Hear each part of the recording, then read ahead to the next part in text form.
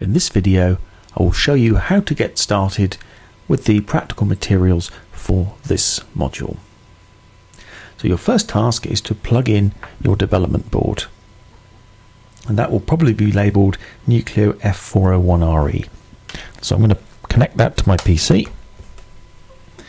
Now it might ask you what to do by default. We want to browse it like we would a memory stick, because this board is set up to present itself as a mass storage device, a bit like a memory stick.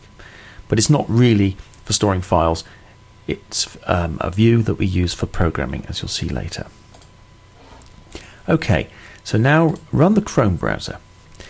Now, if you're in our Smeaton 303 lab, you'll probably find that you logged in with a generic user account, with a username something like student. If that's the case, then what you don't want to do is save your passwords or leave any information about yourself on these machines.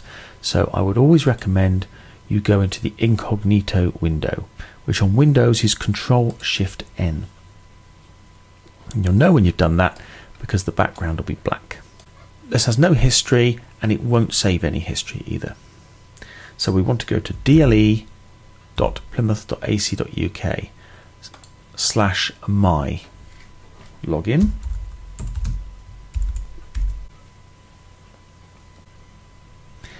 And if you put /my on the end, you'll see all your courses. If you didn't, you can get it from here. So we go to the module site, and the first thing I want you to do is go to the reading lists.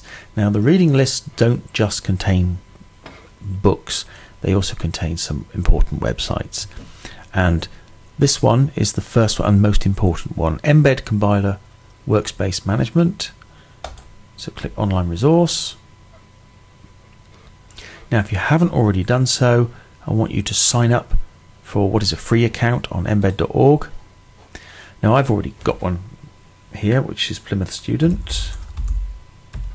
Yours of course will be different.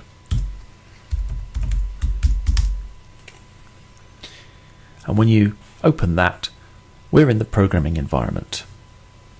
Now the very first time you do this, it will know nothing about what board you've got, and we need to tell it.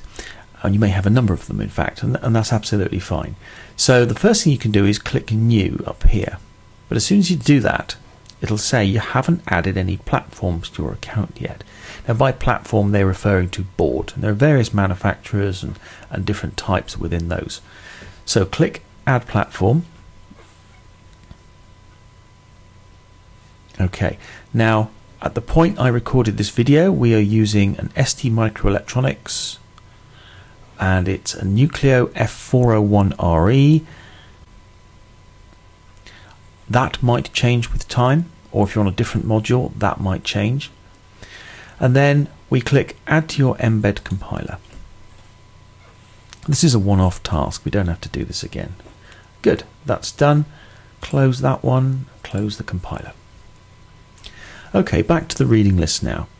So now we want to work through the practical notes, and sometimes you'll come across a task. It'll be something like a task and a number, and often in the notes is a copy of the code.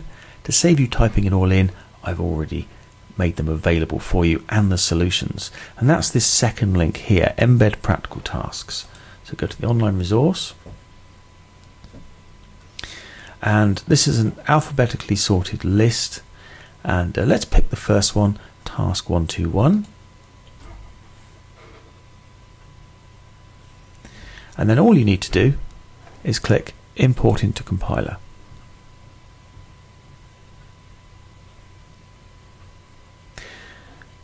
Give it a name. I'm going to leave it as the default and click Import.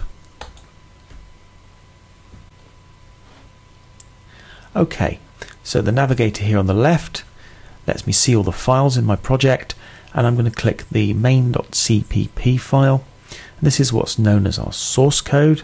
This is written by myself in this case, and this tells the computer what to do. But on its own it means nothing. We have to go through a process called compiling, which converts this into numbers that the microcontroller understands. So we would edit this to do what we want and then click compile. And then we wait for that to finish, and it's going to offer to download a file.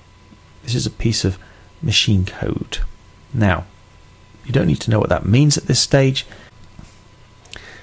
So now it's asking to save. My suggestion is you save directly to the embed board. You can do that, or you could save to the desktop and drag it onto the embed board. So a bit like saving onto a memory stick, really.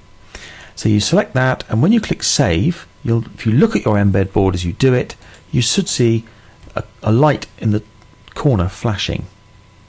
And when it stopped flashing, it's actually programmed.